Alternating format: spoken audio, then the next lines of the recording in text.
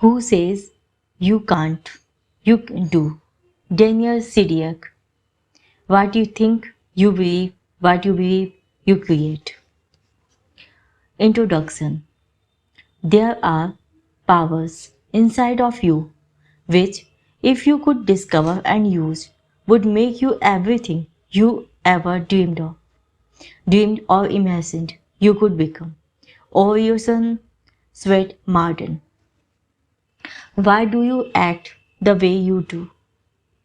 Why are some people highly motivated? Why others can't bother to get up and find the TV remote? What makes the difference in people's lives? How do you change your approach and outlook when the world seems to be crashing down around you? How do you create your life the way you want it? What are the strategies that have worked for the most successful people in history? How do you build a trusting relationship with yourself? One that will ensure you achieve what you set out for. The burning desire to search for these questions, these answers, has become my life's passion. And the search has revealed to me an infinite source of intelligence and wisdom that waits patiently within every human. For so many individuals, that fighting spirit has dimmed over time, worn down by hardship, frustration, and disappointment.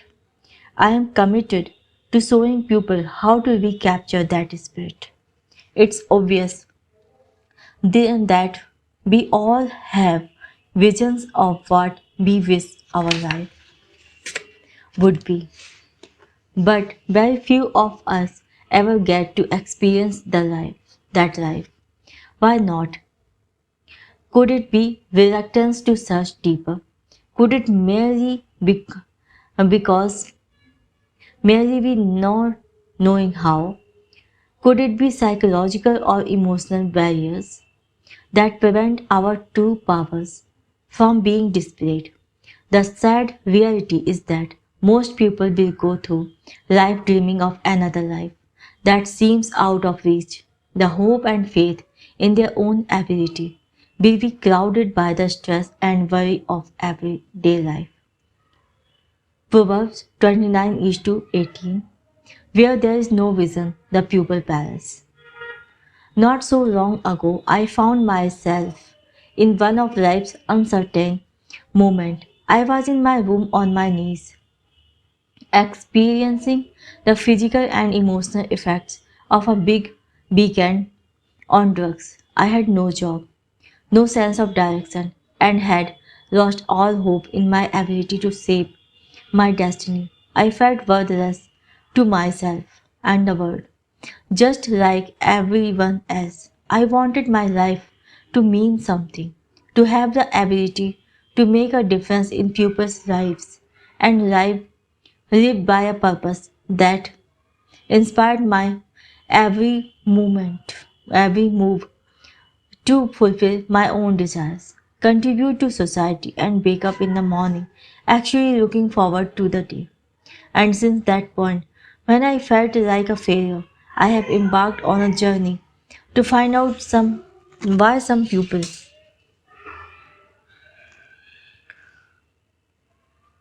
are living an extraordinary life while others are never really fulfilled.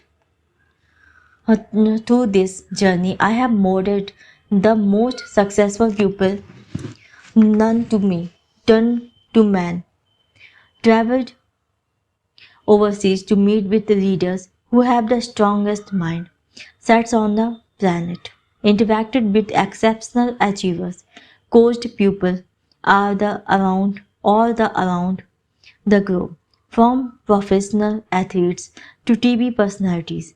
But most importantly, I have delved deeply into the human mind and emotion, and let me assure you, all the fulfilled individuals I have met have similar attributes. Have you ever wondered why only a few people are living their dreams and the vast majority are not? Those people who live a successful, fulfilled life think in a similar way. feel in a certain way, and act according to those patterns. Yes, they are very different in many ways, but the core nature of their existence is very similar. Surprisingly, I also discovered that they too had to learn and practice those patterns and principles. And yes, these patterns and principles are available to anyone, not just a select few. One important truth that I learned is that every experience happens for a reason, to lead us to a point where we are to make a decision, which will ultimately determine how we live out the rest of our life.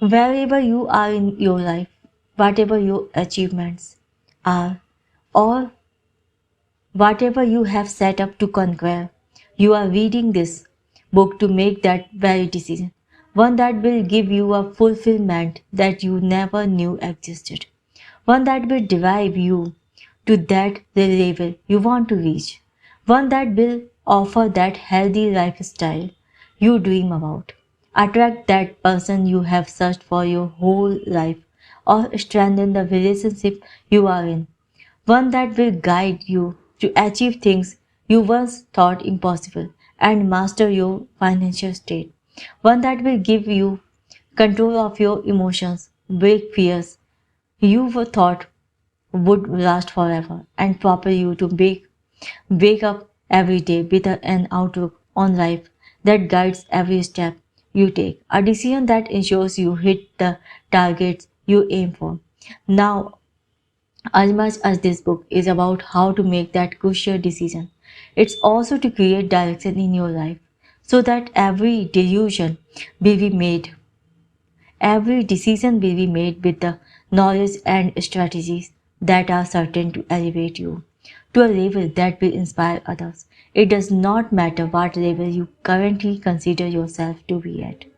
There is always room for growth. Just like any journey, this book contains steps. The first step, self discovery, the knowledge to empower your life forever. We do just that. Everyone I have come in contact with has shown interest in self discovery but has said that they would not know where to start. This step is the most crucial in forming a lasting understanding of yourself and enhancing the ability to create change in an instant. The second step, energy, that fundamental force, explains how to properly use that vast energy within your being. We all know that the more energy we direct towards something, the faster it happens. Most people expend all their energy on things that are actually destroying their life rather than enriching it. This is the ultimate guide to distinguish between the two and provide the knowledge that will raise your awareness forever. The third step, the system of achievement, is the groundwork of everything you set out to achieve. I would never include anything in this book that I did not myself practice and use with my clients, and that did not have a basis in the practices used by the greatest in history. The detailed strategy in this section will give you the arsenal to excel. It will show you in a step-by-step process how to overcome any challenge in business, help you find what you are passionate about, and create the clarity and emotional charge that is needed to succeed. The fourth step, steer your relationship, will show you how to take immediate control of your relationship situation. Is your ship is your ship sailing smoothly or rockily, or is it yet to set sail? Whether you are currently struggling in your relationship and want to get let go or striving to enhance it, this is your guide. It has also been designed for those who have been looking for their dream partner but are unsure how to attract him or her. The fifth step, create a healthy physical existence, gives you the mindset and strategy to take charge of your health. We can all agree that our health is definitely one of the most important things in life. If it is not to you, then you probably need to know, read this section more than anyone. Without a healthy body, your life is not successful. Period. I am qualified in personal training and have used my knowledge from previous clients to show the most effective ways to attain that body you want. But more important, the sense of feeling great about yourself. There is also detailed information about how the mind affects your body in every way imaginable. The sixth step, awaken your mind, unchain your heart, supports the magnitude of being consciously awakened, self aware, and enlightened to the world around you. This journey through your emotional state will scientifically and morally prove how we are all one in essence. It looks at how your actions affect not only your own life but the world at large.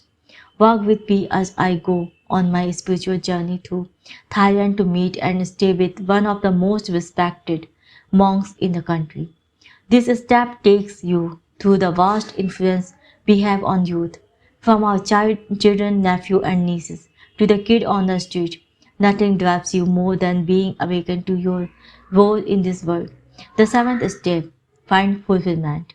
A real success is the ultimate advantage one can have. No life is successful without fulfillment. Do not be mistaken, a great achiever is not always fulfilled. True success is fulfillment. Find out what makes us truly happy and knock down the social myth that has influenced our heart to believe that happiness is synthetic. That system has failed many throughout history. So don't allow yourself to be fooled any longer. True fulfillment does exist. That said, it would be absurd to attempt to minimize the enormity of the life changing content in this book. I don't want any aspect of this journey to be tainted by an introduction that attempts to sum its power up in a few paragraphs. While this is a fun and interactive read, it does not sugarcoat anything. It is real, raw, and direct in its approach. It has the potential to bring out the absolute greatest personal qualities you have always had within you. Be ready to be intrigued, fascinated, and amazed, not by this book, but by your own power. Man's mind, stressed by a new idea, never goes back to its old dimensions. Oliver Wendell Holmer Jr. Before I turned my tide, the ultimate measure of a man is not where he stands in moments of comfort, but where he stands at times of challenge and controversy. Martin Luther King Jr. Growing up as a child, I always dreamed of a better life. Others were less fortunate than me, but I had a typical want to escape the world as I knew it and what surrounded me every day. I remember thinking big from a young age, yet there always seemed to be something that prevented me from believing it would ever be my reality. As most kids do, I would watch people on TV, listen to singers, or see businessmen and wish I could achieve like that. My parents always attempted to create a happy environment for me and were always supportive, although kids see things different than their parents hope at times. My father had two sides. He could be extremely hard on one hand and yet the most loving person I know on the other. Through his hard side, he taught me a lot, through, though particularly that giving up just does not cut it. Second was never good enough, and he expected the most out of everything I committed to. It was good taught to handle at times. Yet I know, yet I now see the massive effect those teaching had on me. His never give up attitude is something that will stay cemented in me forever. As for my mother, she never had a doubt or really questioned me. My parents did not have much money when I was growing up, and that was difficult to see. They are both unconditionally loving persons, and for that I am ever indebted to them. Even so, I still did not like to stay at home or abide by their rules. It's not what you own in this world, it's what legacy you leave behind that matters. My mother. I began to find comfort in my grandfather and my auntie. When my parents moved from my grandparents' home, I decided to stay put rather than move with them. I looked up to my grandfather as a role model because of his strong connection with his family. And while he had money and external respect, most notable was his sense of fulfillment. He seemed up at peace with the world and used his strong mind to deal with all his family's issues. On a daily basis, he would go down to the local church and still serve as an altar boy. Years later, I realized that was what fulfilled him, rather than his money or esteem. One of the hardest moments of my life was when my grandfather was diagnosed with cancer. As a 12-year-old, I would kneel in the shower, crying and praying to God to cure him, without realizing it at the time. As I was trying to cure myself of the emotional pain and suffering I was about to endure. After 3 long years, my grandfather finally gave up his battle with cancer.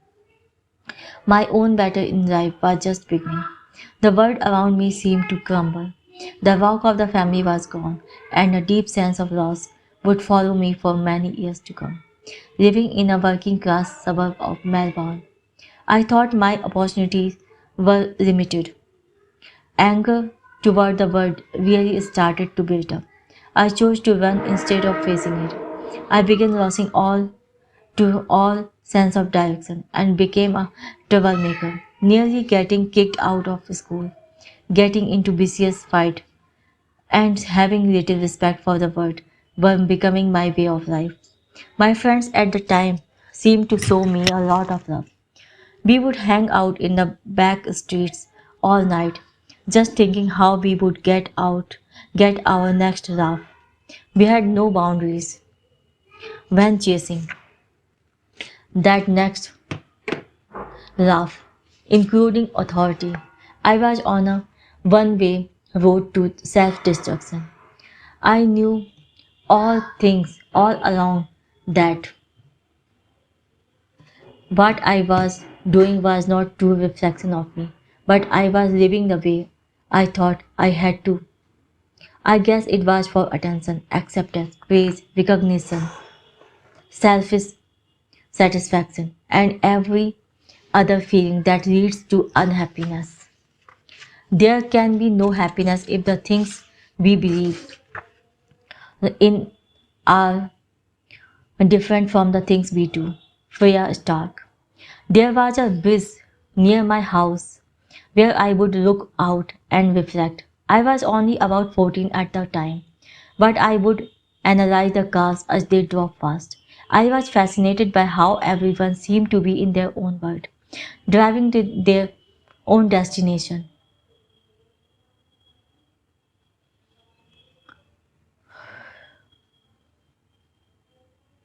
Yet we are all part of the same big world.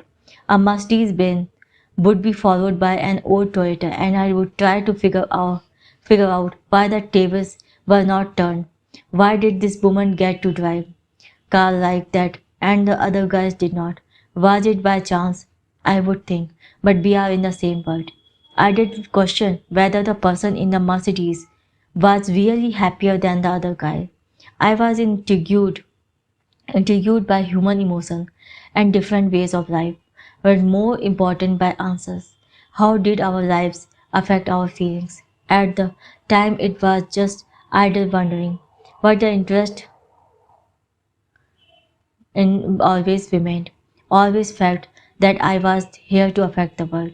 Little did I know my actions were affecting the world all along.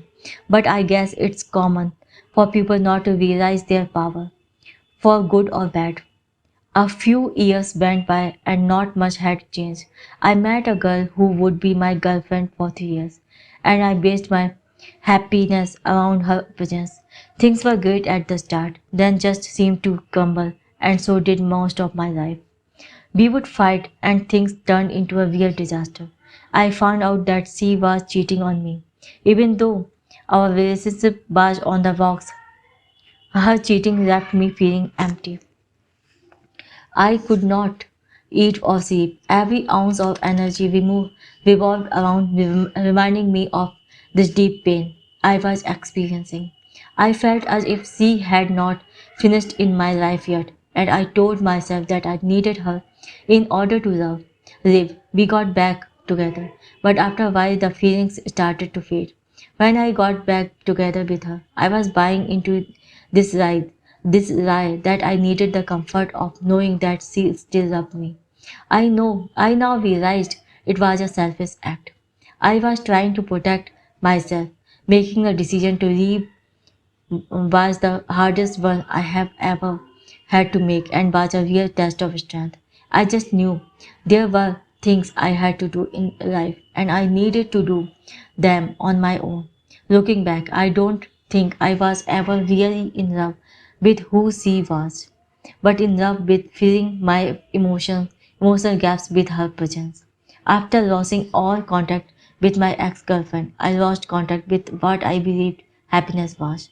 Once again, I began to look for external things to complete me. I did not understand what I was doing, but more important, I was blind to the fact that complete happiness can only be attained within oneself. Off I went on another journey to outside happiness.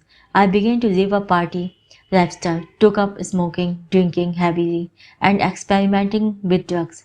I lived for the weekends. I was doing a commerce degree at university, but I knew that was not what I wanted out of life.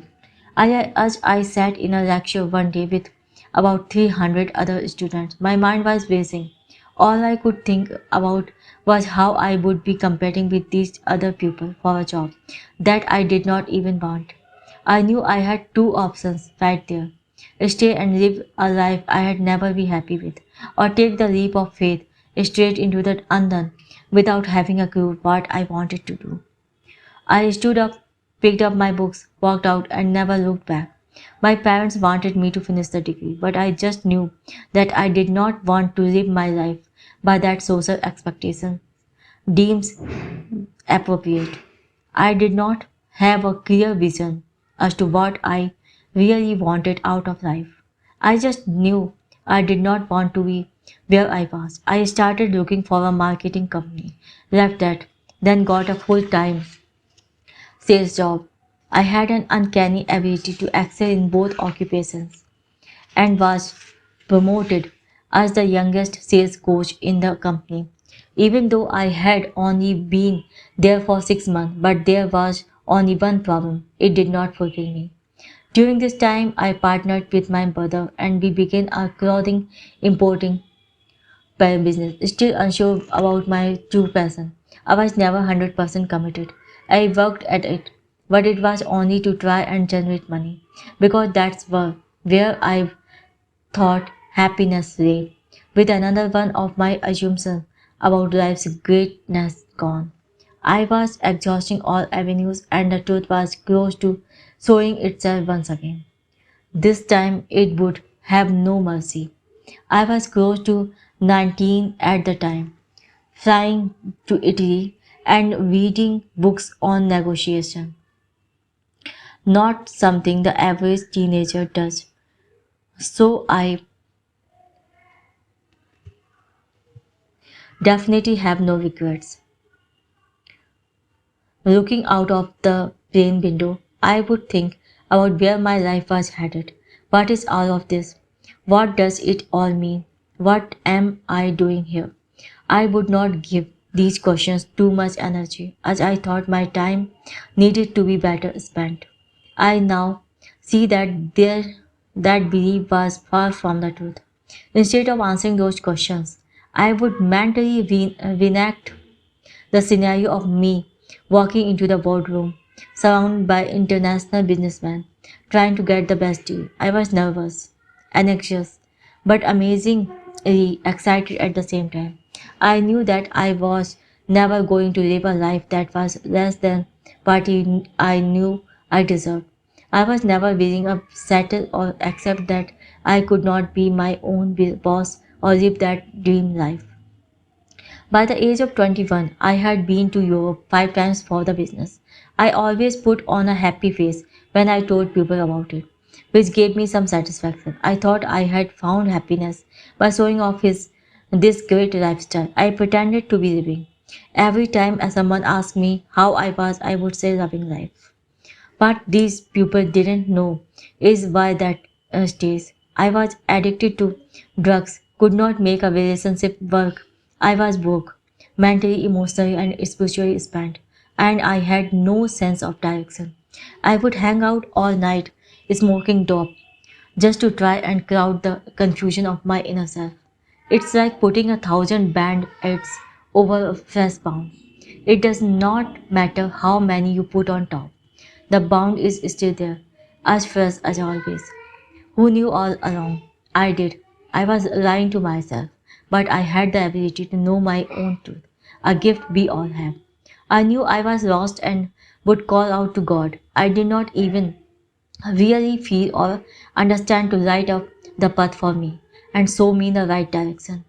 Did I ever doubt God's presence? Of course I did, especially at the times when I was so low. But who was I to turn to? I had already invested all of my energy into things that I thought would make me happy. People began to come into my life and I would hear them talk about real happiness. I guess they were always there. My mind just chose to take some notice of them now. I repeat, I would hear them. If I were really interested, I would have listened, but I did not. I could not imagine such fulfillment. So I would reject them just as quickly. I would argue and come up with so many different excuses and get frustrated as they would throw me lies back at me with the question, well, are you really happy? Funnily enough, I would say yes. Every time I said it, I knew I was lying.